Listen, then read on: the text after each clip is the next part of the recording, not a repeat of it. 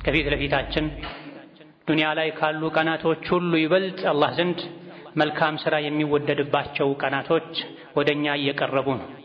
ነቢዩ ዓለይሂ ሰላቱ ወሰላም ዱንያ ላይ ካሉ ቀናቶች ሁሉ አላህ ዘንድ ይበልጥ ሥራ የሚወደደው በእነዚህ 10 ቀናት ነው ብለዋል። እነዚህ መልካም ሥራ የሚወደድባቸው ከረመዳን ሁሉ እንደሚበልጡ የተነገረላቸው በእነዚህ ቀናት ውስጥ የሚሰራ ሥራ ከጂሃድ ሁሉ እንደሚበልጥ ነቢዩ ዓለይሂ ሰላቱ ወሰላም ያሳወቁን ቀናቶች ሊገቡ ሊመጡ ሰዎች ወርቅና ብርን የራሳቸው ለማድረግ ሲሽቀዳደሙ ካየህ አንተ አላህ ዘንድ ተባረከ ወተዓላ የምትከብሩበትን መልካም ሥራ የራስህ ማድረግ ላይ ልፋ ድከም ይሉ ነበር ደጋ ቀደምቶች። ዱንያ ጠፊ እንደሆነች ሁላችንም እናውቃለን።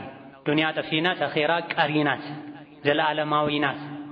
ዘላለማዊ ለሆነው አኼራ ዘላለማዊ ደስታ መኖር የምንችልበትን መልካም ሥራ ካልሰራን የዱንያን ጠፊነት ማወቃችን የአኼራን ዘላለማዊነት ማወቃችን ምንም ፋይዳ የለውም። የቀላቀሉ ያመፁ አላህን ያስቆጡ ቋሚ ሙሉ እውነተኛ ደስታ መፈለግ ውሃ ውስጥ ፍም እንደመፈለግ ነው። ትክክለኛው ኢማን ልባችን እስካለ ድረስ ትክክለኛውን ደስታ ማግኘት እንችላለን። ትክክለኛ ኢማን ውስጣችን ላይ ሲኖር ደግሞ አካላቶቻችን አላህን ይታዘዛሉ፣ ኸይር ሥራ ይገራላቸዋል፣ ወንጀልን ይፈራሉ፣ ይጸየፋሉ። ተራ ቀኖች አይደሉም። ብዙ ሰዎች ለረመዳን ከፍተኛ ዝግጅት ያደርጋሉ፣ ለአሽር ለአዋኺር ከፍተኛ ዝግጅት ያደርጋሉ። ኸይር ነው። ከነዚህ ቀናት የበለጠ ኸይር ሥራ የሚወደድባቸው ቀናቶች የዙል ሒጃ 10 ቀናቶች ናቸው።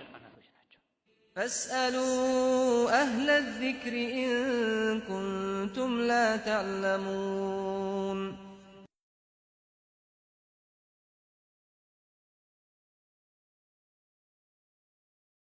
بسم الله الرحمن الرحيم يا الله باروچوي الله ያዛችሁን በመታዘዝ የከለከላችሁን በመከልከል ሁሌም